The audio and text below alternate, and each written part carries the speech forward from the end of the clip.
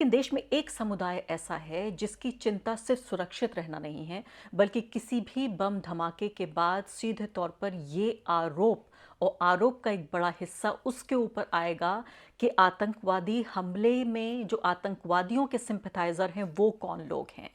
यानी आप अब दफ्तर जा रहे हैं या आपके बच्चे स्कूल जा रहे हैं या सोशल मीडिया पर आप कुछ कहने की या पढ़ने की कोशिश कर रहे हैं, आप एक सामान्य व्यक्ति हैं, लेकिन एक समुदाय में, वही कह रही हूँ, एक ऐसा समुदाय है जिसको इस बात की फिक्र होती है कि अब उसका क्या होगा, और वही हो रहा है। पूरे तरीके से भारत की एकता को तोड़ने की जो कोशिश आतंकवादियों ने की, वही कोशिश की जा रही है। अब एक तरह की विचारधारा रखने वाले लोग जो किसी भी आतंकवादी हमले के बाद एक बदसूरत चेहरा इस्लामोफोबिया का लेकर बाहर आते हैं। इस्लामोफोबिया यानी इस्लाम के नाम पर डराने की कोशिश भारत के अलावा पूरे विश्व में पिछले कम से कम कई दशकों में यह स्थापित हो चुका है कि इस तरह की बाकायदा विचारधारा वाले लोग होते हैं। तो अब ये चिंता, आप ये देखिए किस तरह से देश को पूरे तरीके से सड़ाने की, गलाने की जो सामाजिक तौर पे ये कोशिश है, आतंकवादियों के अलावा वो लोग जो राष्ट्रवादी कहते हैं अपने को, वो लोग जो कहते हैं कि देश से सबसे ज़्यादा वो प्रेम करते हैं, सबसे बड़े वो देशभक्त हैं, वो लोग क्या कर रहे हैं?